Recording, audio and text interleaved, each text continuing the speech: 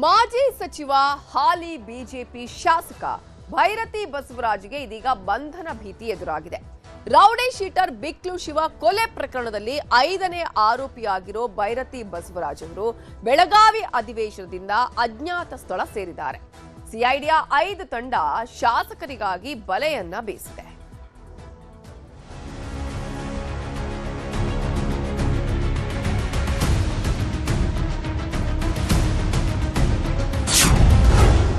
ಭೈರತಿ ಬಸವರಾಜ್ ಬಂಧನಕ್ಕೆ ಸಿಐಡಿ ಹುಡುಕಾಟ. ಪುಣೆಯಲ್ಲಿ ತಲೆಮರೆಸಿಕೊಂಡ್ರ ಮಾಜಿ ಸಚಿವ. ಬೆಂಗಳೂರಿನ ಹಲಸೂರು ಲೇಕ್ ಬಳಿ ರೌಡಿ ಶೀಟರ್ ಬಿಕ್ಲು ಶಿವ ಹತ್ಯೆ ಕೇಸ್ ದೊಡ್ಡ ಮಟ್ಟದಲ್ಲಿ ಸದ್ದು ಮಾಡಿತ್ತು. ನಡು ರಸ್ತೆಯಲ್ಲೇ ಮಚ್ಚಿನಿಂದ ರಕ್ತ ಹರಿಸಿ ಹಂತಕರು ಅಟ್ಟಹಾಸ ಮೆರೆದಿದ್ರು. ಇದೇ ಕೇಸಲ್ಲಿ ಮಾಜಿ ಸಚಿವ ಭೈರತಿ ಬಸವರಾಜ್ ಹೆಸರು ತಳುಕು ಹಾಕೊಂಡಿತ್ತು. ಪ್ರಕರಣದ ಎಫ್ಐ ಆಗಿ ಸಾಲು ಸಾಲು ವಿಚಾರಣೆಯನ್ನೂ ಎದುರಿಸಿದ್ರು. ನನಗೂ ಇದಕ್ಕೂ ಯಾವುದೇ ಸಂಬಂಧ ಇಲ್ಲ, ಕೊಲೆ ಆರೋಪಿಗಳು ನನಗೆ ಪರಿಚಯವೇ ಇಲ್ಲ ಅಂತ ಆರೋಪ ಅಲ್ಲಗಳೆದಿದ್ರು. ಇದರ ಬೆನ್ನಲ್ಲೇ ಬಲವಂತದ ಕ್ರಮ ಕೈಗೊಳ್ಳದಂತೆ ಪೊಲೀಸರಿಗೆ ಕೋರ್ಟ್ ಸೂಚನೆ ಕೊಟ್ಟಿತ್ತು. ಆದರೆ ನಿನ್ನೆ ಹೈಕೋರ್ಟ್ ಈ ಆದೇಶವನ್ನ ತೆರವು ಮಾಡಿದೆ. ಅಲ್ಲದೆ ನಿರೀಕ್ಷಣಾ ಜಾಮೀನು ಅರ್ಜಿಯನ್ನು ವಜಾಗೊಳಿಸಿದೆ. ಹೀಗಾಗಿ ಮಾಜಿ ಸಚಿವರಿಗೆ ಢವಢವ ಶುರುವಾಗಿದೆ.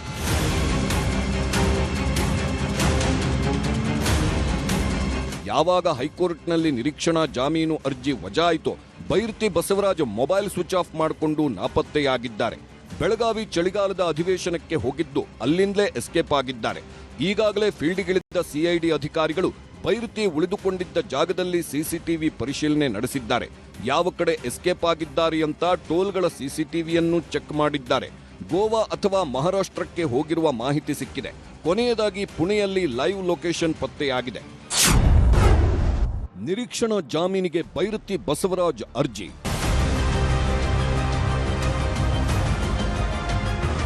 ಒಂದು ಕಡೆ ಭೈರತಿ ಬಸವರಾಜ್ಗಾಗಿ ಸಿಐಡಿ ಅಧಿಕಾರಿಗಳು ಬಲೆ ಬೀಸಿದ್ರೆ, ಮತ್ತೊಂದು ಕಡೆ ಜನಪ್ರತಿನಿಧಿಗಳ ವಿಶೇಷ ನ್ಯಾಯಾಲಯಕ್ಕೆ ನಿರೀಕ್ಷಣಾ ಜಾಮೀನು ಅರ್ಜಿ ವಿಚಾರಣೆ ನಡೆಯಿತು.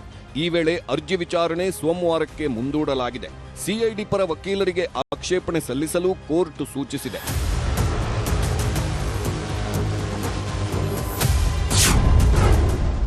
ಬಿಕ್ಲು ಶಿವನ ಕೊಲೆ ಕೇಸ್ನ ಹಿನ್ನೆಲೆ ಏನು ಅನ್ನೋದನ್ನ ನೋಡೋದಾದ್ರೆ, ಜುಲೈ 16ರಂದು ಭಾರತೀನಗರದಲ್ಲಿ ಬಿಕ್ಲು ಶಿವ ಕೊಲೆಯಾಗುತ್ತೆ.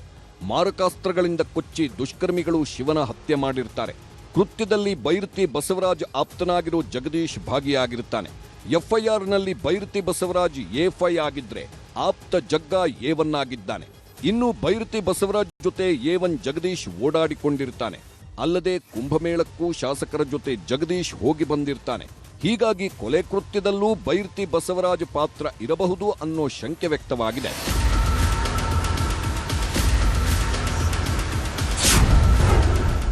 ಜಮೀನು ವಿಚಾರದಲ್ಲಿ ಬಿಕ್ಲು ಶಿವ ಭೈರತಿ ಮಧ್ಯೆ ಗಲಾಟೆ. ಇನ್ನು ಬಿಕ್ಲು ಪ್ರಕರಣದಲ್ಲಿ ಭೈರತಿ ಬಸವರಾಜ್ ಹೆಸರು ತಳುಕು ಹಾಕೊಳ್ಳುವುದಕ್ಕೂ ಕಾರಣವಿದೆ.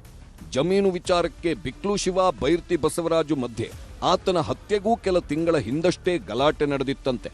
ಬೀದರಹಳ್ಳಿ ಸಿಂಗಾರೆಡ್ಡಿ ಎಂಬುವರಿಗೆ ಸೇರಿದ ಭೂಮಿಯನ್ನ rowdy sheeter Shivaprakash alias Biklu Shiva GPA ಮಾಡಿಸಿಕೊಂಡಿರ್ತಾನೆ. ಆ ಜಿಪಿಎ ಕ್ಯಾನ್ಸಲ್ಗೆ ಭೈರತಿ ಬಸವರಾಜ್ ಬೆಂಬಲಿಗ ಜಗ್ಗನ ಗ್ಯಾಂಗ್ ಶಿವಪ್ರಕಾಶ್ಗೆ ಬೆದರಿಕೆ ಹಾಕಲಾಗಿತ್ತಂತೆ.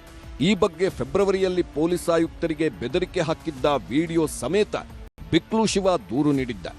ದೂರು ಕೊಟ್ಟ 4 ತಿಂಗಳಲ್ಲಿ rowdy sheeter Shivaprakash alias Biklu Shiva ಕೊಲೆಯಾಗುತ್ತೆ. ಹೀಗಾಗಿ ಕೊಲೆಯಲ್ಲಿ ಶಾಸಕರ ಕುಮ್ಮಕ್ಕಿದೆ ಎಂದು ಆತನ ತಾಯಿ ಆರೋಪಿಸಿದ್ರು.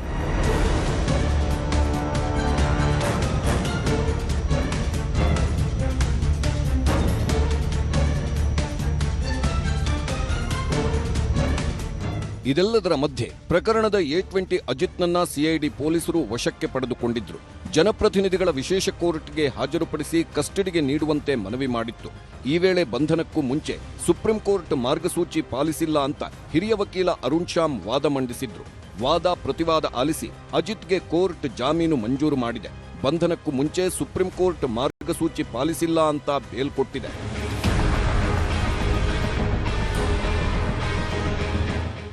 ಒಟ್ಟಾರೆ ಬಿಕ್ಲು ಶಿವ ಹತ್ಯೆಗೆ ಸುಳಿಯಲ್ಲಿ ಸಿಲುಕಿರೋ ಮಾಜಿ ಸಚಿವರಿಗಾಗಿ ಹುಡುಕಾಟ ಮುಂದುವರೆದಿದೆ. ಯಾವುದೇ ಕ್ಷಣದಲ್ಲಾದರೂ ಭೈರತಿ ಬಸವರಾಜ್ ಬಂಧನವಾಗುವ ಸಾಧ್ಯತೆ ಇದೆ. ಒಟ್ಟಲ್ಲಿ ಏನೇ ಆದರೂ ಕೂಡ ಈ ಒಂದು ಪ್ರಕರಣದಲ್ಲಿ ಬಂಧನ ಮಾಡಬೇಕು ಅಂತೇಳಿ ಸಿಐಡಿ ಅಧಿಕಾರಿಗಳು ಬೆನ್ನು ಬಿದ್ದಿದ್ದು ಹುಡುಕಾಟವನ್ನ ಕೂಡ ನಡೆಸ್ತಾ ಇದ್ದಾರೆ. ಒಟ್ಟಾರೆಯಾಗಿ ಹೊರ ರಾಜ್ಯಗಳಲ್ಲಿ ಬೀಡು ಬಿಟ್ಟಿರುವಂಥ ಅಧಿಕಾರಿಗಳು ಈಗ ಬಂಧನ ಮಾಡುವಂಥ ನಿಟ್ಟಿನಲ್ಲಿ ಎಲ್ಲ ಒಂದು ಸಿದ್ಧತೆಗಳನ್ನು ಕೂಡ ಮಾಡ್ಕೊಳ್ತಾ ಇದ್ದಾರೆ. ಆದರೆ ಈಗ ಬೈರತಿ ಬಸವರಾಜ್ ಅಜ್ಞಾತ ಸ್ಥಳದಲ್ಲಿದ್ದು ಎಲ್ಲಿದ್ದಾರೆ ಅನ್ನೋದು ಸಾಕಷ್ಟು ನಿಗೂಢವಾಗಿದೆ. ಕ್ಯಾಮರಾ ಪರ್ಸನ್ ಎಡ್ವಿನ್ ಜೊತೆ Gangadhar Bhatta, news 18 Bengaluru. Rowdy sheeter Biklu Shiva ಕೊಲೆ ಪ್ರಕರಣಕ್ಕೆ ಸಂಬಂಧಪಟ್ಟ ಹಾಗೆ ಬಂಧನ ಭೀತಿಯನ್ನು ಎದುರಿಸ್ತಾ ಇರುವಂತಹ ಭೈರತಿ ಬಸವರಾಜ್ಗಾಗಿ ಸಿಐಡಿಯ 3 ತಂಡಗಳಿಂದ ಶೋಧವನ್ನ ನಡೆಸಲಾಗ್ತಾ ಇದೆ. ಈಗಾಗಲೇ ರೌಡಿ ಶೀಟರ್ ಬಿಕ್ಲು ಶಿವ ಕೊಲೆ ಪ್ರಕರಣಕ್ಕೆ ಸಂಬಂಧಪಟ್ಟ ಹಾಗೆ ನಿರೀಕ್ಷಣಾ ಜಾಮೀನಿಗಾಗಿ ಅರ್ಜಿ ಸಲ್ಲಿಸಿದ್ರು. ಅದೇ ಜಾಮೀನು ಸಿಕ್ಕಿಲ್ಲ. ಈ ಹಿನ್ನೆಲೆಯಲ್ಲಿ ತಲೆಮರೆಸಿಕೊಂಡಿರುವಂತಹ ಭೈರತಿ ಬಸವರಾಜ್ ಅವರನ್ನ ಹುಡುಕುವಂತಹ ಕಾರ್ಯ ನಿರಂತರವಾಗಿ ಇದೀಗ ಸಿಐಡಿ ತಂಡದಿಂದ ನಡೀತಾ ಇದೆ. 3 ತಂಡಗಳಿಂದ ಶೋಧವನ್ನು ನಡೆಸಲಾಗ್ತಾ ಇದೆ. ಮತ್ತೊಂದು ಕಡೆ ನಿರೀಕ್ಷಣಾ ಜಾಮೀನು ಪಡೆಯಲು ಸರ್ಕಸ್ ಅನ್ನ ಮಾಡ್ತಾ ಇದ್ದಾರೆ ಭೈರತಿ ಬಸವರಾಜ್ ಅವರು. ಜನಪ್ರತಿನಿಧಿಗಳ ವಿಶೇಷ ನ್ಯಾಯಾಲಯದಲ್ಲಿ ಅರ್ಜಿಯ ವಿಚಾರಣೆ ನಡೆಯಲಿದೆ. ಸೋಮವಾರಕ್ಕೆ ಅರ್ಜಿಯ ವಿಚಾರಣೆಯನ್ನ ಕೋರ್ಟ್ ಮುಂದೂಡಿರೋದು. ಸಿಐಡಿ ಪರ ವಕೀಲರಿಗೂ ಆಕ್ಷೇಪಣೆ ಸಲ್ಲಿಸೋದಕ್ಕೆ ಕೋರ್ಟ್ ಸೂಚನೆಯನ್ನ ಕೊಟ್ಟಿದೆ. ಸೋಮವಾರ ಆಕ್ಷೇಪಣೆ ಸಲ್ಲಿಸೋದಕ್ಕೆ ಕೋರ್ಟ್ ಸೂಚಿಸಿರುವ ಹಿನ್ನೆಲೆಯಲ್ಲಿ ಸೋಮವಾರದವರೆಗೂ ಅರ್ಜಿ ವಿಚಾರಣೆಗೆ ಬರೋದಿಲ್ಲ. ಹೀಗಾಗಿ ಮತ್ತಷ್ಟು ಬಂಧನದ ಭೀತಿಯಲ್ಲಿದ್ದಾರೆ ಶಾಸಕ ಭೈರತಿ ಬಸವರಾಜು ಅವರು. ಅದೇ ಕಾರಣಕ್ಕಾಗಿ ಈಗ ಅಜ್ಞಾತಸ್ಥರಲ್ಲಿ ಇದ್ದುಕೊಂಡೇ ತಾನು ಜಾಮೀನು ಪಡೆಯೋದಕ್ಕೆ ಸರ್ಕಸ್ ಮಾಡಿದ್ರು. ಬಟ್ ನಾಳೆ ಭಾನುವಾರ ಆಗಿರೋದ್ರಿಂದ ಆ ಒಂದು ಜಾಮೀನು ಅರ್ಜಿಯ ವಿಚಾರಣೆ ನಡೆಯೋದಿಲ್ಲ. ಇನ್ನು ಸೋಮವಾರ ವಿಚಾರಣೆ ನಡೀಬೇಕು. ಹಾಗಾಗಿ ಸೋಮವಾರದವರೆಗೂ ಕೂಡ ಇದೀಗ ಮತ್ತೆ ಅಜ್ಞಾತಸ್ಥದಲ್ಲಿ ಇದ್ದುಕೊಂಡೇ ಮುಂದೆ ಏನಾಗತ್ತೆ ಅನ್ನುವಂತಹ ನಿಟ್ಟಿನ ಒಂದು ನಿರೀಕ್ಷೆಯನ್ನ ಭೈರತಿ ಬಸವರಾಜ್ ಅವರು ಇಟ್ಕೊಂಡಿದ್ದಾರೆ. ಇದೇ ವಿಚಾರಕ್ಕೆ ಸಂಬಂಧಪಟ್ಟ ಇನ್ನಷ್ಟು ಅಪ್ಡೇಟ್ಸ್ ಕೊಡೋದಕ್ಕೆ ನಮ್ಮ ರಿಪೋರ್ಟರ್ ಮಂಜುನಾಥ್ ಈಗ ನೇರ ಸಂಪರ್ಕದಲ್ಲಿ ಜಾಯ್ನ್ ಆಗಿದ್ದಾರೆ. ಮಂಜುನಾಥ್, ಈಗಾಗಲೇ ಭೈರತಿ ಬಸವರಾಜುಗೆ ಒಂದು ರೀತಿಯಲ್ಲಿ ಬಂಧನ ಭೀತಿ ಎದುರಾಗಿರುವ ಹಿನ್ನೆಲೆಯಲ್ಲಿ ಅಜ್ಞಾತ ಸ್ಥಳದಲ್ಲಿದ್ದಾರೆ. ಅವರನ್ನ ಹುಡುಕುವಂತಹ ಕೆಲಸ ಸಿಐಡಿ ತಂಡ ಹೇಗೆ ಮಾಡ್ತಾ ಇದೆ? ಜೊತೆಗೆ ಸೋಮವಾರ ಕೋರ್ಟ್ನಲ್ಲಿ ಯಾವ ರೀತಿಯ ವಿಚಾರಣೆ ನಡೆಯುವ ಸಾಧ್ಯತೆ ಇದೆ? ನವಿತಾ ಬಿಕ್ಲು ಶಿವ ಕೊಲೆ ಪ್ರಕರಣಕ್ಕೆ ಸಂಬಂಧಪಟ್ಟಂತೆ ಕೆಆರ್ಪುರಂನ ಬಿಜೆಪಿ ಶಾಸಕ ಭೈರತಿ ಬಸವರಾಜ್ಗೆ ಬಂಧನ ಭೀತಿ ಎದುರಾಗಿರುವಂತದ್ದು. ನಿನ್ನೆ ಸೆಷನ್ನಲ್ಲಿದ್ದಂತಹ ಸಂದರ್ಭದಲ್ಲಿ ಹೈಕೋರ್ಟ್ನಲ್ಲಿ ತಾನು ಹಾಕಿದ್ದಂತಹ ಜಾಮೀನಿನ ಅರ್ಜಿ ವಜಾ ಆಗುತ್ತೆ. ವಜಾ ಆದಂತಹ ಬೆನ್ನಲ್ಲೇ ಸಿಐಡಿ ಅಧಿಕಾರಿಗಳು ಆತನನ್ನ ಬಂಧನ ಮಾಡುವಂತ ನಿಟ್ಟಿನಲ್ಲಿ ಬೆಳಗಾವಿಯಲ್ಲೂ ಕೂಡ ಅಷ್ಟೇ ಕಾರ್ಯಾಚರಣೆಯನ್ನ ಮಾಡ್ತಾರೆ. ಆದರೆ ಸೆಷನ್ನಿಂದ ಯಾರಿಗೂ ಗೊತ್ತಾಗದ ರೀತಿಯಲ್ಲಿ ಭೈರತಿ ಬಸವರಾಜ್ ಎಸ್ಕೇಪ್ ಆಗಿರುವಂತದ್ದು. ಇನ್ನು ಭೈರತಿ ಬಸವರಾಜ್ನ ಕಡೆಯ ಲೊಕೇಶನ್ ಮತ್ತು ಆತನ ಪಿಎಗಳ ಮುಖಾಂತರವಾಗಿ ಕೂಡ ಅಷ್ಟೇ ಒಂದಷ್ಟು ಮಾಹಿತಿಯನ್ನು ಕಲೆ ಹಾಕಿದಂತಹ ವೇಳೆಯಲ್ಲಿ ಆತ ಪುಣೆಯಲ್ಲಿ ಕೊನೆಯ ಲೊಕೇಶನ್ ಕೂಡ ಸಿಕ್ಕಿರುವಂತದ್ದು. ಈ ನಿಟ್ಟಿನಲ್ಲಿ ಸದ್ಯಕ್ಕೆ ಸಿಐಡಿಯ 3 ವಿಶೇಷ ತಂಡಗಳು ಮಹಾರಾಷ್ಟ್ರದಾದ್ಯಂತಲೂ ಕೂಡ ಅಷ್ಟೇ ಭೈರತಿ ಬಸವರಾಜ್ಗೋಸ್ಕರ ಹುಡುಕಾಟವನ್ನು ಮಾಡ್ತಾ ಇದ್ದಾರೆ. ಇದು ಒಂದು ಕಡೆ ಆಯ್ತು ಅಂತಂದ್ರೆ, ಮತ್ತೊಂದು ಕಡೆ ಇವತ್ತು ಅವರ ಪರ ವಕೀಲರಿಂದ ಜನಪ್ರತಿನಿಧಿಗಳ ವಿಶೇಷ ನ್ಯಾಯಾಲಯಕ್ಕೆ ನಿರೀಕ್ಷಣಾ ಜಾಮೀನನ್ನು ಕೋರಿ ಭೈರತಿ ಬಸವರಾಜ್ ಅವರು ಒಂದು ಅರ್ಜಿಯನ್ನು ಹಾಕ್ತಾರೆ. ಮಧ್ಯಾಹ್ನದ ವೇಳೆಗೆ ಅರ್ಜಿ ಹಾಕ್ತಾರೆ. ಇಮಿಡಿಯೇಟ್ ಆಗಿ ಅರ್ಜಿಯನ್ನ ತುರ್ತಾಗಿ ತೆಗೆದುಕೊಳ್ಳುವಂತ ಒಂದು ಮನವಿಯನ್ನು ಕೂಡ ಮಾಡ್ತಾರೆ. ಆದರೆ ಅರ್ಜಿ ವಿಚಾರಣೆ ಕೈಗೆತ್ತಿಕೊಂಡಂತ ಸಂದರ್ಭದಲ್ಲಿ ಸಿಐಡಿಯ ಪರ ವಕೀಲರು ಆಕ್ಷೇಪಣೆಯನ್ನು ಸಲ್ಲಿಕೆ ಮಾಡೋದಕ್ಕೆ ಸಮಯಾವಕಾಶವನ್ನು ಕೂಡ ಕೇಳ್ತಾರೆ. ಯಾಕಂದ್ರೆ ಇಲ್ಲಿ ಭೈರತಿ ಬಸವರಾಜ್ಗೆ ಹಿಂದೆಯೂ ಕೂಡ ಅಷ್ಟೇ ಸಿಐಡಿ ಅಧಿಕಾರಿಗಳು 2 ಬಾರಿ ನೋಟಿಸ್ ಅನ್ನ ಕೊಟ್ಟು ವಿಚಾರಣೆಗೆ ಹಾಜರಾಗುವಂತೆ ಸೂಚನೆಯನ್ನು ಕೊಟ್ಟಿದ್ರು. ಅದರಂತೆ ಭೈರತಿ ಬಸವರಾಜ್ ಕೂಡ ಅಷ್ಟೇ ವಿಚಾರಣೆಗೆ ಹಾಜರಾಗಿದ್ರು. ಆದರೆ ವಿಚಾರಣೆಗೆ ಹಾಜರಾದಂತಹ ಸಂದರ್ಭದಲ್ಲಿ ತನಿಖಾಧಿಕಾರಿಗಳ ಪ್ರಶ್ನೆಗಳಿಗೆ ಯಾವುದೇ ರೀತಿಯಂತ ಸರಿಯಾದಂತ ಉತ್ತರವನ್ನು ಕೊಟ್ಟಿರಲಿಲ್ಲ. ಬದಲಾಗಿ ಒಂದಷ್ಟು ಸಾಕ್ಷ್ಯಾಧಾರಗಳನ್ನು ಒದಗಿಸುವಂತೆ ಸೂಚನೆಯನ್ನು ಕೊಟ್ಟಿದ್ರು ಕೂಡ ಅಷ್ಟೇ ಸಾಕ್ಷ್ಯಾಧಾರಗಳನ್ನು ಒದಗಿಸದೆ ಒಂದು ರೀತಿ ಅವರು ಜಾಮೀನಿಗೆ ಹೈಕೋರ್ಟ್ಗೆ ಮೊರೆ ಹೋಗ್ಬಿಟ್ಟು ಅಲ್ಲಿ ಅರ್ಜಿಯನ್ನು ಹಾಕೊಂಡಿದ್ರು. ಎಲ್ಲೊಂದು ಕಡೆ ಸಿಐಡಿ ಅಧಿಕಾರಿಗಳು ಕೂಡ ಅಷ್ಟೇ ಹೈಕೋರ್ಟ್ನ ಮೊರೆ ಹೋಗಿದ್ರು. ಬಂಧನ ಮಾಡಿ ವಿಚಾರಣೆ ಮಾಡ್ಕೋದಕ್ಕೆ ಅವಕಾಶವನ್ನು ಮಾಡಿಕೊಡಿ ಅಂತ ಹೇಳಿದ್ರು.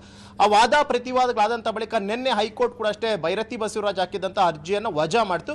ವಜಾ ಮಾಡಿದಂಥ ಇಮಿಡಿಯೇಟ್ ಆಗಿ ಸಿಐಡಿ ಅಧಿಕಾರಿಗಳು ಹುಡುಕಾಟವನ್ನು ಮಾಡಿಕೊಂಡೇ ಬಂದಿದ್ರು. ನಿನ್ನೆಯಿಂದ ಇಲ್ಲಿವರೆಗೂ ಕೂಡ ಅಷ್ಟೇ 3 ವಿಶೇಷ ತಂಡಗಳಿಂದ ಹುಡುಕಾಟ ಮಾಡಿದ್ರು ಕೂಡ ಅಷ್ಟೇ ಭೈರತಿ ಬಸವರಾಜ್ನ ಸುಳಿವು ಸಿಕ್ಕಿಲ್ಲ. ಆದರೆ ಇವತ್ತು ನಿರೀಕ್ಷಣಾ ಜಾಮೀನಿಗೆ ಅರ್ಜಿಯನ್ನು ಹಾಕೊಂಡು ಅದು ಕೂಡ ಅಷ್ಟೇ ಸೋಮವಾರದಂದು ಸಿಐಡಿಯ ಪರ ವಕೀಲರಿಗೆ ಆಕ್ಷೇಪಣೆ ಸಲ್ಲಿಸೋದಕ್ಕೆ ಈಗಾಗಲೇ ಅವಕಾಶವನ್ನು ಕೊಟ್ಟಿದ್ದು. ನಾಳೆ ಎಂದಿನಂತೆ ಕೋರ್ಟ್ ಭಾನುವಾರ ರಜೆ ಇರುತ್ತೆ. ಒಂದು ವೇಳೆ ಏನಾದರೂ ಇವತ್ತು ರಾತ್ರಿ ಅಥವಾ ನಾಳೆ ಏನಾದರೂ ಭೈರತಿ ಬಸವರಾಜ್ ಅರೆಸ್ಟ್ ಆದರೂ ಕೂಡ ಅಷ್ಟೇ ಇಮಿಡಿಯೇಟ್ ಆಗಿ ಜಾಮೀನು ಅಪ್ಲೈ ಮಾಡೋಕ್ಕಾಗೋದಿಲ್ಲ. ಆ ಒಂದು ಸಂದರ್ಭದಲ್ಲಿ ಒಂದು ರೀತಿ ಬಂಧನಕ್ಕೆ ಒಳಪಡಲೇಬೇಕಾಗಿರುತ್ತೆ. ಒಂದು ವೇಳೆ ಏನಾದರೂ ಸಿಐಡಿ ಅಧಿಕಾರಿಗಳು ಅವತ್ತೇ ಇಂಟ್ರಾಗೇಷನ್ ಅನ್ನು ಮಾಡಿ ಜಡ್ಜ್ನ ಮುಂದೆನೂ ಪ್ರೊಡ್ಯೂಸ್ ಮಾಡ್ಬೋದು ಅಥವಾ ರಿಸ್ಕ್ ತಗೊಳ್ಳುವಂಥದ್ದು ಬೇಡ ಅಂತ ಹೇಳ್ಬಿಟ್ಟು, ಯಾಕಂದ್ರೆ ಶಾಸಕರು ಇರುವಂಥ ಕಾರಣಕ್ಕೋಸ್ಕರ ಒಂದು ವೇಳೆ ಇವತ್ತು ರಾತ್ರಿ ಅಥವಾ ನಾಳೆ ಏನಾದರೂ ಅರೆಸ್ಟ್ ಮಾಡ್ತು ಅಂದ್ರೆ ನೇರವಾಗಿ ಪರಪ್ಪನ ಅಗ್ರಹಾರ ಜೈಲಿಗೆ ಬಿಟ್ಬಿಟ್ಟು ಬಳಿಕ ಸೋಮವಾರದಂದು ಹೊಸ ಪಿಟಿಷನ್ ಅನ್ನು ಹಾಕೊಂಡು ಬಾಡಿ ವಾರೆಂಟ್ ನ ಮೇಲೆಗೆ ಕಸ್ಟಡಿಗೆ ಪಡ್ಕೊಂಡು ಇಂಟ್ರಾಗೇಷನ್ ಮಾಡುವಂತಹ ಸಾಧ್ಯತೆಗಳು ಕೂಡ ಇಲ್ಲಿ ದಟ್ಟವಾಗಿರುತ್ತೆ. ಒಟ್ಟಿನಲ್ಲಿ ಈಗಿನ ಸಂದರ್ಭದಲ್ಲಂತೂ ಭೈರತಿ ಬಸವರಾಜ್ಗೆ ದೊಡ್ಡ ಮಟ್ಟದ ಸಂಕಷ್ಟ ಅಂತ ಹೇಳ್ಬೋದು. ಯಾಕಂದ್ರೆ ಇಲ್ಲಿ ಸಲ್ಲಿಕೆ ಮಾಡಿರುವಂತಹ ನಿರೀಕ್ಷಣಾ ಜಾಮೀನು ಅರ್ಜಿ ಕೂಡ ಅಷ್ಟೇ ಸೋಮವಾರಕ್ಕೆ ಮುಂದೂಡಿದ್ದು.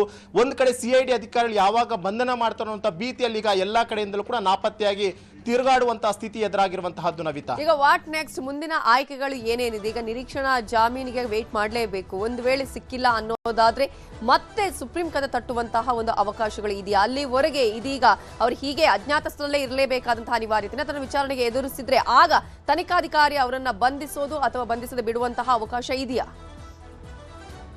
ನವಿತಾ, ಸದ್ಯಕ್ಕೆ ಭೈರತಿ ಬಸವರಾಜ್ ಸಲ್ಲಿಕೆ ಮಾಡಿರುವಂತದ್ದು ನಿರೀಕ್ಷಣಾ ಜಾಮೀನು. ಅಂದ್ರೆ ಯಾವುದೇ ಒಬ್ಬ ಆರೋಪಿಯನ್ನ ಪೊಲೀಸರು ಬಂಧನ ಮಾಡೋಕೆ ಅಂತ ಹುಡುಕುವಂತ ಸಂದರ್ಭದಲ್ಲಿ ಏನಾದ್ರೂ ಅವರಿಗೆ ಅರೆಸ್ಟ್ ಮಾಡದ ರೀತಿಯಲ್ಲಿ ಒಂದು ನಿರೀಕ್ಷಣೆ ನಿಟ್ಟಿನಲ್ಲಿ ಜಾಮೀನನ್ನು ಕೊಡಿ ಅನ್ನುವಂತ ನಿರೀಕ್ಷಣಾ ಜಾಮೀನನ್ನು ಸಲ್ಲಿಕೆ ಮಾಡಿದರೆ, ಒಂದು ವೇಳೆ ಏನಾದ್ರೂ ಸೋಮವಾರದ ಬೆಳಿಗ್ಗೆ ಕೋರ್ಟ್ ಓಪನ್ ಆಗೋಕಿನ ಮುಂಚಿತವಾಗಿ ಏನಾದ್ರೂ ಭೈರತಿ ಬಸವರಾಜ್ ಅರೆಸ್ಟ್ ಆದ್ರು ಅಂತಂದ್ರೆ ಆತ ಸಲ್ಲಿಕೆ ಮಾಡಿರುವಂತಹ ನಿರೀಕ್ಷಣಾ ಜಾಮೀನು ಅನ್ನುವಂಥದ್ದು ಕ್ರಾಶ್ ಆಗುತ್ತೆ. ಅಂದ್ರೆ ಈಗ ಆರೋಪಿ ಅರೆಸ್ಟ್ ಆಗಿರ್ತಾರೆ, ಆ ಒಂದು ಕಾರಣಕ್ಕೂ ನಿರೀಕ್ಷಣಾ ಜಾಮೀನು ಅರ್ಜಿ ವಿಚಾರಣೆನೇ ಬರೋದಿಲ್ಲ, ಆಗ ರೆಗ್ಯುಲರ್ ಬೇಲ್ಗೆ ಅಪ್ಲೈ ಮಾಡಬೇಕಾಗಿರುತ್ತೆ.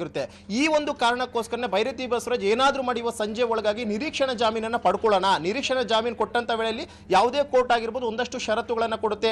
ತನಿಖಾಧಿಕಾರಿ ಕರೆದಾಗ ಹೋಗಬೇಕು, ತನಿಖೆಗೆ ಸಹಕಾರ ಮಾಡಬೇಕು ಅಂತ ಒಂದಷ್ಟು ಷರತ್ತುಗಳು ಕೊಡುತ್ತೆ. ಆ ಷರತ್ತಿಗೆ ಬದ್ಧನಾಗಿ ಬೇಕಾದ್ರೆ ಸಿಐಡಿ ಕಚೇರಿಗೆ ಹೋಗೋಣ, ಇನ್ವೆಸ್ಟಿಗೇಷನ್ ಫೇಸ್ ಮಾಡೋಣ ಅಂತ ಒಂದು ನಿರ್ಧಾರಕ್ಕೆ ಭೈರತಿ ಬಸವರಾಜ್ ಬಂದಿದ್ರು. ಆದ್ರೆ ಆತನ ಪ್ಲಾನ್ ಕೂಡ ಇವತ್ತೆಲ್ಲ ಉಲ್ಟಾ ಆಯ್ತು. ಯಾಕಂದ್ರೆ ನಿರೀಕ್ಷಣಾ ಜಾಮೀನು ಸಲ್ಲಿಕೆ ಮಾಡ್ತಾರೆ, ಸೋಮವಾರಕ್ಕೆ ಅಬ್ಜೆಕ್ಷನ್ ಫೈಲ್ ಮಾಡೋದಕ್ಕೆ ಸಿಐಡಿಯ ಪರ ವಕೀಲರಿಗೆ ಹೇಳ್ತಾರೆ. ಇಲ್ಲಿ ಎಲ್ಲೋ ಒಂದು ಕಡೆ ಇನ್ನು 2 ದಿನಗಳ ಕಾಲ ಸಿಐಡಿ ಅಧಿಕಾರಿಗಳಿಗೆ ಬಂಧನ ಮಾಡೋದಕ್ಕೆ ಟೈಮ್ ಇದೆ. ಒಂದ್ ವೇಳೆ ಏನಾದ್ರೂ ಸೋಮವಾರವೂ ಕೂಡ ಏನಾದ್ರೂ ಬಂಧನ ಆಗಿಲ್ಲ ಅಂತಂದ್ರೆ ಈ ನಿರೀಕ್ಷಣಾ ಜಾಮೀನಿನ ಅರ್ಜಿ ಏನಿತ್ತು ಅದನ್ನ ಕೋರ್ಟ್ ಕೈಗೆತ್ಕೊಳ್ಳುತ್ತೆ. ಅಲ್ಲಿ ವಾದ ಮತ್ತು ಪ್ರತಿವಾದ ಆಗುತ್ತೆ. ಒಂದ್ ವೇಳೆ ಸಿಐಡಿ ಅಧಿಕಾರಿ ಹಿಂದೆ 2 ಸತಿ ಇವರಾಗಲೇ ವಿಚಾರಣೆ ಮಾಡಿದರೆ ಸಾಕ್ಷ್ಯಾಧಾರಗಳು ಎಲ್ಲವೂ ಕೂಡ ಇದ್ದುಕೊಂಡ್ರು ಕೂಡ ಭೈರತಿ ಬಸವರಾಜ್ ಅವರು ಅದನ್ನ ಡಿನೇ ಮಾಡ್ಕೊಂಡು ಬಂದ್ರು, ನನಗೂ ಅದಕ್ಕೆ ಸಂಬಂಧ ಇಲ್ಲ ಅಂತ ಹೇಳ್ಕೊಂಡು ಬಂದ್ರು. ಆದ್ರೆ ನಮ್ಮ ಬಳಿ ಸಾಕ್ಷ್ಯಾಧಾರಗಳಿದಾವೆ ಅಂತ ಹೇಳ್ಬಿಟ್ಟು ಮುಂದಿಟ್ಕೊಂಡು ಅವರ ಎನ್ಕ್ವೈರಿಯನ್ನು ಕೂಡ ಮಾಡಬಹುದು. ಈ ಎಲ್ಲಾ ಕಾರಣಗಳಿಗೋಸ್ಕರ ಸೋಮವಾರದಂದು ಏನಾಗುತ್ತೆ ಅನ್ನುವಂಥದ್ದು ಸಾಕಷ್ಟು ಕುತೂಹಲ. ಒಂದ್ ವೇಳೆ ಏನಾದ್ರೂ ನಿರೀಕ್ಷಣಾ ಜಾಮೀನು ಏನಾದ್ರೂ ಕೊಟ್ಟು ತನಿಖೆಗೆ ಸಹಕಾರ ಕೊಡಿ ಅಂತ ಏನಾದ್ರೂ ಕಂಡೀಷನ್ಸ್ ಕೊಟ್ಟು ಅಂತಂದ್ರೆ ಭೈರತಿ ಬಸವರಾಜ್ ಒಂದ್ ವೇಳೆ ನಾಪತ್ತೆ ಆಗಿದ್ರು ಕೂಡ ಅಷ್ಟೇ ಪ್ರತ್ಯಕ್ಷವಾಗಿ ಸಿಐಡಿ ಅಧಿಕಾರಿಗಳ ಮುಂದೆ ವಿಚಾರಣೆಗೆ ಹಾಜರಾಗಬಹುದು. ಒಂದ್ ವೇಳೆ ನಿರೀಕ್ಷಣಾ ಜಾಮೀನು ಏನಾದ್ರೂ ರದ್ದಾಯಿತು ಅಂತಂದ್ರೆ ಮತ್ತೆ ಬಂಧನದ ಭೀತಿ ಇದ್ದೇ ಇರುತ್ತೆ. ತದನಂತರ ಅವರು ಹೈಯರ್ ಕೋರ್ಟ್ಗೆ ಅಪೀಲ್ ಹೋಗುವಂತ ಸಾಧ್ಯತೆ ಇರುತ್ತೆ. ಒಂದ್ ವೇಳೆ ಜನಪ್ರತಿನಿಧಿ ವಿಶೇಷ ನ್ಯಾಯಾಲಯದಿಂದ ರಿಜೆಕ್ಟ್ ಮಾಡ್ತು ಅಂತಂದ್ರೆ ಹೇಗೇನು ಅವ್ರು ನೆಕ್ಸ್ಟ್ ಸ್ಟೆಪ್ ಹೈಕೋರ್ಟ್ಗೆ ಹೋಗುವಂತಹ ಒಂದು ಅವಕಾಶ ಕೂಡ ಅಷ್ಟೇ ಅವರ ಪರ ವಕೀಲರಿಗೆ ಇರುತ್ತೆ. Navita, okay, thank you Manjunath details. ವಿಧಾನಮಂಡಲದ ಚಳಿಗಾಲದ ಅಧಿವೇಶನ ಮುಕ್ತಾಯಗೊಂಡಿದೆ. ಉತ್ತರ ಕರ್ನಾಟಕದ ಚರ್ಚೆಯ ಆಶಯದೊಂದಿಗೆ ಆರಂಭವಾಗಿದ್ದ ಕಲಾಪದಲ್ಲೂ ಬರೀ ಕುರ್ಚಿಯದ್ದೇ ಸದ್ದು. ಡಿನ್ನರ್, ಲಂಚ್, ಬ್ರೇಕ್ಫಾಸ್ಟ್ ವಿಚಾರಗಳು ಅಲ್ಲೂ ಕೂಡ ಸಖತ್ತಾಗಿ ಸೌಂಡ್ ಮಾಡಿದ್ವು.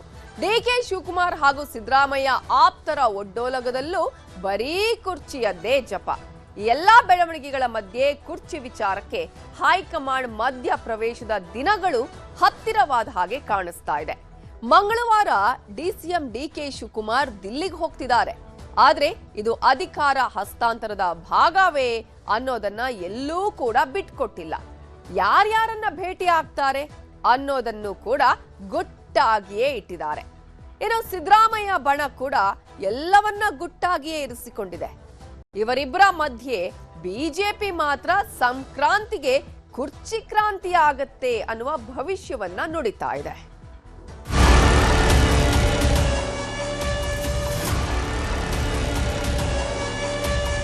ನಾನು ಅವರಿಬ್ರು ಒಪ್ಪಂದಕ್ಕೆ ಬಂದಿದ್ದು, ಹೈಕಮಾಂಡ್ ಒಂದು ಒಪ್ಪಂದಕ್ಕೆ ತಂದಿದೆ. 2.5 ವರ್ಷ ಅಂತ ಹೇಳೇ ಇಲ್ಲ, ನಿಮ್ಗೆ ಯಾಕೆ 2.5 ವರ್ಷ ಅಂತ ಹೇಳಿಲ್ಲ. ಬಟ್ ಈಗ ನಾನೇ ಮುಖ್ಯಮಂತ್ರಿ. ಕುರ್ಚಿ ಅನ್ನೋದೇ ಹಾಗೆ, ಇವತ್ತು ಒಬ್ರದ್ದು ನಾಳೆ ಇನ್ನೊಬ್ರದ್ದು. ಆದ್ರೆ ಕುರ್ಚಿ ಅಲಂಕರಿಸೋರು ಯಾರೇ ಆಗಲಿ ತನುಮನ ಧನವನ್ನೆಲ್ಲ ಅರ್ಪಣೆ ಮಾಡಬೇಕು ಅನ್ನೋದು ಈಗಿನ ರಾಜಕೀಯದ ವಾಸ್ತವಾಂಶ. ಸದ್ಯಕ್ಕೆ ಕಾಂಗ್ರೆಸ್ನಲ್ಲಿ ಈ ಕುರ್ಚಿಯೇ ದೊಡ್ಡ ಸದ್ದು ಮಾಡುತ್ತಿದೆ. ಸರ್ಕಾರಕ್ಕೆ 2.5 ವರ್ಷ ತುಂಬೋ ಮೊದಲೇ ನಾಯಕತ್ವ ಬದಲಾವಣೆ ಬಗ್ಗೆ ಕಾಂಗ್ರೆಸ್ ಒಳಗೆ ಕಚ್ಚಾಟ ಶುರುವಾಯಿತು. ಸಣ್ಣದಾಗಿ ಹೊತ್ತಿಕೊಂಡ ಕುರ್ಚಿ ಕಚ್ಚಾಟದಲ್ಲಿ ಆಗಾಗ್ಗೆ ಡಿಕೆ ಶಿವಕುಮಾರ್ ಟೀಮ್, ಇನ್ನೊಂದು ಕಡೆ ಸಿದ್ದರಾಮಯ್ಯ ಟೀಮ್ ಆಪ್ತರು ತುಪ್ಪ ಸುರಿಯೋ ಕೆಲಸ ಮಾಡ್ತಿದ್ರು. ಯಾವಾಗ ಸರ್ಕಾರಕ್ಕೆ 2.5 ವರ್ಷ ಮುಗಿತೋ ಆಗಿನಿಂದಲೇ ಮುಖ್ಯಮಂತ್ರಿ ಬದಲಾವಣೆಯ ಸದ್ದು ರಾಜ್ಯದುದ್ದಗಲಕ್ಕೂ ಧಗಧಗಿಸೋಕೆ ಶುರುವಾಯಿತು. ಅಧಿಕಾರ ಹಂಚಿಕೆ ಒಪ್ಪಂದ ಆಗಿದೆ ಅಂತ ಡಿಕೆ ಶಿವಕುಮಾರ್ ಅವರೇ ಹೇಳಿಕೆ ಕೊಟ್ಮೇಲೆ ನಾನೇ 5 ವರ್ಷ ಮುಖ್ಯಮಂತ್ರಿ ಅಂತ ಸಿದ್ದರಾಮಯ್ಯನವರೇ ಪೂರ್ಣಾವಧಿ ಸಿಎಂ ಅಂತ ಜಮೀರ್ ಅಹಮದ್, ಯತೀಂದ್ರ ಸಿದ್ದರಾಮಯ್ಯ ಆದಿಯಾಗಿ ಎಲ್ಲರೂ ಹೇಳಿಕೆ ಕೊಡ್ತಿದ್ರು. ನವೆಂಬರ್ಗೆ ಬದಲಾವಣೆ ಕಿಚ್ಚು ದೆಹಲಿಯಲ್ಲಿ ತಣ್ಣಗಾದಾಗ ಬೆಳಗಾವಿ ಅಧಿವೇಶನ ಮುಗಿದ್ಮೇಲೆ ಕುರ್ಚಿ ಕದನ ಶುರುವಾಗುತ್ತೆ ಅಂತ ಬಿಜೆಪಿ ಅವರು ಹೇಳಿದ್ರು. ಆದ್ರೆ ಡಿಕೆ ಶಿವಕುಮಾರ್ ಪರಮಾಪ್ತ ಶಾಸಕ ಇಕ್ಬಾಲ್ ಹುಸೇನ್ ಜನವರಿ 6 ತಪ್ಪಿದ್ರೆ 9ಕ್ಕೆ ಗ್ಯಾರಂಟಿ ಡಿಕೆ ಶಿವಕುಮಾರ್ ಸಿಎಂ ಆಗ್ತಾರೆ ಅಂದ್ರು. ನಿನ್ನೆ ಅಧಿವೇಶನ ಕೊನೆ ದಿನದಂದೇ ದೇವರ ಮೊರೆ ಹೋಗಿದ್ದ ಡಿಕೆ ಶಿವಕುಮಾರ್ ಅಧಿಕೃತವಾಗಿ ಒಪ್ಪಂದವಾಗಿದೆ ಅನ್ನೋ ಮೂಲಕ ಈಗ ಬದಲಾವಣೆಯನ್ನೋ ಬಿರುಗಾಳಿ ಎಬ್ಬಿಸಿದ್ದಾರೆ. ಅಷ್ಟೇ ಅಲ್ಲ, ಡಿಕೆ ಶಿವಕುಮಾರ್ ಮಂಗಳವಾರ ದೆಹಲಿಗೂ ಹೋಗ್ತಿದ್ದಾರೆ.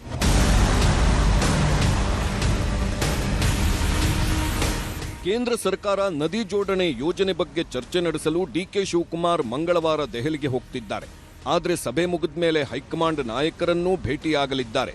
ಯಾರ್ಯಾರನ್ನ ಭೇಟಿಯಾಗ್ತಾರೆ ಅನ್ನೋದನ್ನ ಡಿಕೆ ಶಿವಕುಮಾರ್ ಸದ್ಯಕ್ಕೆ ಗುಟ್ಟಾಗಿ ಇಟ್ಟಿದ್ದಾರೆ. ಆದರೆ ಸಮಯ ಕೊಟ್ರೆ ಹೈಕಮಾಂಡ್ ನಾಯಕರ ಭೇಟಿ ವಿಷಯವನ್ನೂ ಮಾಧ್ಯಮಗಳಿಗೂ ಹೇಳ್ತೀನಿ ಅಂತಾನೂ ಡಿಕೆ ಶಿವಕುಮಾರ್ ಇವತ್ತು ಸ್ಪಷ್ಟಪಡಿಸಿದ್ರು. ಇನ್ನೊಂದು ಕಡೆ ಇವತ್ತು ದಿಢೀರಂತ ನಾಗಾಸಾಧುಗಳು ಡಿಕೆ ಶಿವಕುಮಾರ್ ಮನೆಗೂ ಬಂದು ತಲೆ ಮೇಲೆ ಕೈಯಿಟ್ಟು ವಿಜಯೀ ಭವ ಅಂತ ಆಶೀರ್ವಾದನೂ ಮಾಡಿ ಹೋಗಿದ್ದಾರೆ. ನಾನು ಮಂಗಳವಾರ ಹೋಗ್ತೀನಿ. ಮಂಗಳವಾರ ನಮಗೆ ಸೆಂಟ್ರಲ್ ಗೌರ್ಮೆಂಟ್ ಅವರು ವಾಟರ್ ಡಿಪಾರ್ಟ್ಮೆಂಟ್ ಅವರು ನಮ್ಮನ್ನ ಕರೆದಿದ್ದಾರೆ. ಅವತ್ತು ನಾನು ಹೋಗಿ ನನ್ನ ರಾಜ್ಯದ ಅನೇಕ ವಿಚಾರಗಳನ್ನು ಮಾದಾಯಿದು ನಮ್ಮ ಕೃಷ್ಣಾ ವಾಟರ್ದು ಅವಾರ್ಡ್ದು ಮತ್ತು ಮೇಕೆದಾಟು ಮತ್ತು ನಮ್ಮ ಭದ್ರಾದ ಅಪ್ಪರ್ ಭದ್ರದು ಇವೆಲ್ಲ ಕೂಡ ಪ್ರಸ್ತಾವನೆಯನ್ನು ನಾನು ಮಾಡ್ತೀನಿ. ತಿಳಿಸ್ತೇ ನಾವೇನು ಮಾಡಲ್ಲ. ನಾನಂತೂ ಕದ್ದು ಹೋಗಲ್ಲ.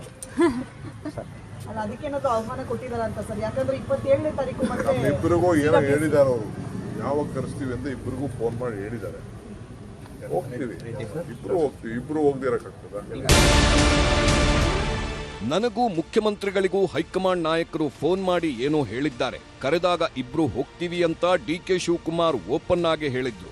ಅಲ್ಲಿಗೆ ಸಿಎಂ ಮತ್ತು ಡಿಸಿಎಂ ಇಬ್ಬರನ್ನೂ ಶೀಘ್ರದಲ್ಲೇ ಹೈಕಮಾಂಡ್ ನಾಯಕರು ದೆಹಲಿಗೆ ಕರೆಸ್ಕೊಳ್ತಾರೆ ಅನ್ನೋದು ಕನ್ಫರ್ಮ್ ಆಗಿದೆ. ಆದ್ರೆ ಇದೇ ಮಂಗಳವಾರನೇ ಸಿದ್ದರಾಮಯ್ಯನವರು ದೆಹಲಿಗೆ ಹೋಗ್ತಾರಾ ಅನ್ನೋದು ಗೊತ್ತಿಲ್ಲ. ಬೆಳಗಾವಿಯಲ್ಲಿ ಸಿಎಂ ಸಿದ್ದರಾಮಯ್ಯರನ್ನ ಡಿಕೆ ಶಿವಕುಮಾರ್ ಅವರ ಮಾತಿಗೆ ಏನಂತೀರಾ ಅಂತ ಪ್ರಶ್ನೆ ಕೇಳಿದ್ದಕ್ಕೆ ಸಿಟ್ಟಾಗಿ ಹೋದ್ರು. ಏಯ್ ಯಾರೇ ಅದು ಅಂತಾನು ಗರಂ ಆದ್ರು.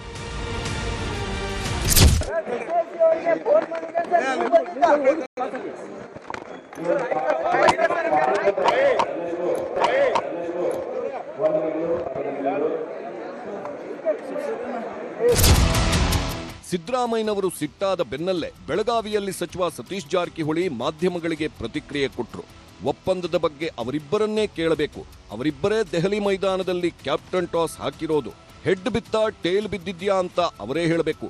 ಆದ್ರೆ ಟೇಲ್ ಹಾಕುವಾಗ ಥರ್ಡ್ ಅಂಪೈರ್ ಯಾರು ಇರಲಿಲ್ಲ ಅಂತ ಮಾರ್ಮಿಕವಾಗಿ ಜಾರಕಿಹೊಳಿ ಉತ್ತರ ಕೊಟ್ಟರು.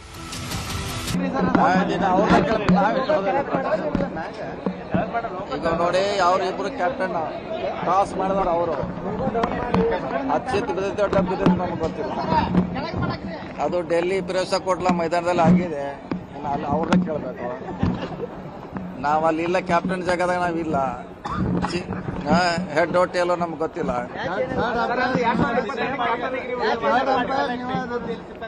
ಅವಾಗ ತಡಪ್ಪ ಇರಕಿಲ್ರಿ. ಇಬ್ರೇ ಅವರು ಟಾಸ್ ಆರಿಸಿದವರು. ಹೆಡ್ ಟೇಲೋ ನಮ್ಗೆ ಗೊತ್ತಿಲ್ಲ. ನೀವು ಕೇಳಿ ನೋಡಿ ಅವ್ರನ್ನೇ. ಓಕೆ. ದೆಹಲಿಯಲ್ಲಿ ಸಿಎಂ ಡಿಸಿಎಂ ಕುರ್ಚಿಗಾಗಿ ಟಾಸ್ ಹಾಕಿದ್ದಾರೆ ಅಂತ ಸತೀಶ್ ಜಾರಕಿಹೊಳಿ ಹೇಳ್ತಿದ್ದಾರೆ. ಆದ್ರೆ ಇದೇ ಸಚಿವರು ಬೆಳಗಾವಿಯಲ್ಲಿ ನಾಯಕತ್ವ ಬದಲಾವಣೆ ವಿಷಯದಲ್ಲಿ ಆಗ್ತಿರೋ ಬೆಳವಣಿಗೆಗಳ ಮಧ್ಯೆ 2 ಸಲ ಡಿನ್ನರ್ ಪಾರ್ಟಿಯನ್ನು ಆಯೋಜಿಸಿದ್ರು. ಇದೇ ಡಿನ್ನರ್ ಪಾರ್ಟಿ ಬಗ್ಗೆ, ನಾಯಕತ್ವ ಬದಲಾವಣೆ ಬಗ್ಗೆ ಇವತ್ತು ಡಿಕೆ ಶಿವಕುಮಾರ್ ಆಪ್ತ ಶಾಸಕರು ಮಾತಾಡಿದ್ರು. ಊಟಕ್ಕೆ ನಮಗೂ ಆಹ್ವಾನವಿತ್ತು, ಆದ್ರೆ ನಾವು ಹೋಗಲಿಲ್ಲ. ನಾಯಕತ್ವ ಬದಲಾವಣೆಗೆಲ್ಲ ಶೀಘ್ರದಲ್ಲೇ ಹೈಕಮಾಂಡ್ ಪರಿಹಾರ ಕಂಡು ಹಿಡಿಯುತ್ತೆ ಅಂತ ಮಾಗಡಿ ಶಾಸಕ ಎಚ್.ಸಿ. ಬಾಲಕೃಷ್ಣ ಹೇಳಿದ್ರೆ, ಡಿಕೆ ಶಿವಕುಮಾರ್ ದೈವಭಕ್ತ, ದೇವರ ಕೃಪೆ ಇದೆ, ಅವರು ಸಿಎಂ ಆಗಲಿ ಅಂತ ನಾನೂ ದೇವರಲ್ಲಿ ಬೇಡ್ಕೊಂಡಿದ್ದೀನಿ, ಎಲ್ಲರಿಗೂ ಪಥ ಬದಲಾಗುತ್ತೆ ಅಂತ ಶಾಸಕ ಬಸವರಾಜು ಶಿವಗಂಗಾ ಭವಿಷ್ಯಾನೂ ನುಡಿದ್ರು. ಕೆಲವು ಅಲ್ಲಿ ಬೆಳಗಾಂನಲ್ಲಿ ಏನಾಗ್ತದೆ ಅಂದ್ರೆ, ಹೊರಗಡೆಯಿಂದ ಹೋಗಿರ್ತಕ್ಕಂಥವ್ರಿಗೆ ಪ್ರತಿನಿತ್ಯ ಡಿನ್ನರ್ ನಡೀತದೆ. ನಿಮ್ ಮಾಧ್ಯಮದವ್ರು ಗೊತ್ತಾಗದಾಗ ಅದು ವೈಭವೀಕರಣ ಆಯ್ತದೆ ಅಷ್ಟೇ. ಪ್ರತಿನಿತ್ಯ ನಡೀತದೆ. ಅಲ್ಲೊಂದು ಗುಂಪು, ಅವ್ರೊಂದು ಗುಂಪು ಸೇರ್ತಾರೆ, ಇವ್ರೊಂದು ಗುಂಪು ಸೇರ್ತಾರೆ, ಇನ್ನೊಂದು ಗುಂಪು ಸೇರ್ತಾರೆ. ಈಗ ನಿಮ್ ಮಾಧ್ಯಮದವ್ರು ನೋಡಿದ ತಕ್ಷಣ ಅದನ್ನ ಒಂದ್ ಗುಂಪು ನೋಡಿದ ತಕ್ಷಣ ಅದು ವೈಭವೀಕರಣ. ಇಲ್ಲಿ ನೋಡ ಡಿಸಿಎಂ ಕಡೆ ಅವ್ರು, ಇಲ್ಲಿ ನನ್ ನೋಡಿದ ತಕ್ಷಣ ಇವ್ ಡಿಸಿಎಂ ಕಡೆ ಕಣ, ಇವ್ ಮುಖ್ಯಮಂತ್ರಿ ಕಡೆ ಬಂದಿಲ್ಲ ಕಡೆ ಇಲ್ಲಿ ಅಂತೀರಾ. ನಮಗೂ ಆಹ್ವಾನ ಇತ್ತು, ನಾವು ಹೋಗ್ಲಿಲ್ಲ. ಅಂದ್ರೆ ಹೋಗ್ಲಿಲ್ಲ ಅಂತಂದ್ರೆ ಅಸೆಂಬ್ಲಿ ಸ್ವಲ್ಪ ಲೇಟ್ ಆಗ್ಬಿಡ್ತಲ್ಲ. ನಾವು 9:30 ಬಿಟ್ರು ಹೋಗಿ ಮನೆ ಕಡೆ ಹೈಕಮಾಂಡ್ ನಮ್ಮ ಪರವಾಗಿದೆ, ನಾನೇ ಸಿಎಂ ಆಗಿರ್ತೀನಿ ಅಂತ ಹೇಳಿದ್ದಾರೆ. ಡಿಕೆ ಶಿವಕುಮಾರ್ ಅವರು ಹೇಳಿದ್ರೆ ನಮ್ಮ ಸಿಎಂ ಒಪ್ಪಂದ ಆಗಿದೆ ಅಂತ ಹೇಳಿದ್ದಾರೆ. ಅಂದ್ರೆ ಸಿಎಂ ಡಿಸಿಎಂ ನಡುವೆ ಈ ಹೇಳಿಕೆ ಇದು ವಿಪಕ್ಷಗಳಿಗೆ ಇಡೀ ಸದನದಲ್ಲೂ ಕೂಡ ಅದೇ ಚರ್ಚೆ ಆಯ್ತು. ಒಂದು ರೀತಿ ಆಧಾರ ಆಗ್ತಿಲ್ವಾ? ಇರಲಿ, ಅದಕ್ಕೆಲ್ಲ ಪರಿಹಾರ ಕೂಡಲೇ ನಮ್ಮ ಹೈಕಮಾಂಡ್ ಕಂಡುಹಿಡಿತದೆ. ಶೀಘ್ರದಲ್ಲೇ ಆಗುತ್ತೆ ಸರ್ ಪರಿಹಾರ. ಶೀಘ್ರದಲ್ಲೇ ಹೈಕಮಾಂಡ್ ಅದಕ್ಕೊಂದು ಅಂತಿಮವಾದ ರೂಪ ಕೊಡ್ತದೆ. ಅದು ಅವರು ಯಾವ ದಿನಾಂಕ ಅಂತ ಅವ್ರನ್ನೇ ಕೇಳ್ರಿ. ಈಗ ನಾನು ಕೆಲವು ದೇವರಲ್ಲಿ ನಂಬಿಕೆ ಇರೋನೆ, ನಾನು ಅವ್ರ ಏನಾಗ್ಬಿಟ್ಟಿದೆ ಎಲ್ಲದರಲ್ಲೂ ಅವ್ರನ್ನೇ ಫಾಲೋ ಮಾಡ್ತಿದ್ದಂಗೆ ಆಗಿದೆ. ನಾನು ದೈವ ಭಕ್ತ, ಅವರು ದೈವ ಭಕ್ತರು, ನಾನು ಅವ್ರ ಫಾಲೋಯರು, ನಾನು ದೇವ್ರು ನಂಬ್ತೀನಿ, ನಾನು ದೇವ್ರ ಜೊತೆ ಮಾತಾಡ್ತೀನಿ, ಕಷ್ಟ ಸುಖ ಹೇಳ್ಕೊಂತೀನಿ, ಕೇಳ್ಕೊಂತೀನಿ. ಅದು ನನಗೆ ಹೇಳ್ತದೆ. ಆದರೆ ನಿಮ್ಮ ಮುಂದೆ ಹೇಳೋಕ್ಕಾಗಲ್ಲ ಏನಾಗುತ್ತೆ ಏನಾಗಲ್ಲ ಅಂತ. ಯಾವಾಗಲೂ ಇದೆ ನನ್ನ ಬೇಡಿಕೆ, ಇವತ್ತಲ್ಲ. ನಾನು ದೇವನ್ ಯಾವತ್ತು ನನ್ನ ಟಿಕೆಟ್ ಅನೌನ್ಸ್ ಆಯ್ತಲ್ಲ ಅವತ್ತಿಂದನೂ ನಾನು ಅವ್ರ ಪರವಾಗಿದ್ದೀನಿ, ಇವಾಗಲೂ ಇರ್ತೀನಿ, ಮುಂದೆ ಇರ್ತೀನಿ. ಜನವರಿ ಆಗ್ಬೋದು ಸರ್, ಟೈಮ್ ಬರಲಿ, ಜನವರಿ ಮಾತಾಡೋಣ ನಾವು ನೀವು. ಸೂರ್ಯಪಥ ಅಂತೂ ಬದಲಾವಣೆ ಆಗ್ತದೆ, ಅದಂತೂ ತಮಗೆಲ್ಲ ಗೊತ್ತಿರೋ ಅಂಥದ್ದೇ. ಸೂರ್ಯಪಥ ಬದಲಾವಣೆ ಆದಾಗ ಒಳ್ಳೆ ಆಗಂತೂ ಸಹಜ, ತಮಗೆಲ್ಲ ಗೊತ್ತಿದ್ದು. ನೋಡೋಣ, ಸೂರ್ಯ ಬದಲಾವಣೆಯಿಂದ ನಮಗೆ ಒಳ್ಳೇದಾಗುತ್ತೋ ಯಾರಿಗೂ ಒಳ್ಳೇದಾಗುತ್ತೆ ನೋಡೋಣ. ಸಂಕ್ರಾಂತಿಗೆ ಪಥ ಯಾರ ಕಡೆಗೆ ಬದಲಾಗುತ್ತೋ ಗೊತ್ತಿಲ್ಲ, ಆದರೆ ಡಿಕೆ ಶಿವಕುಮಾರ್ ಕಡೆಗೆ ಬದಲಾಗುತ್ತೆ ಅನ್ನೋದು ಡಿಸಿಎಂ ಆಪ್ತರ ಹೇಳಿಕೆ.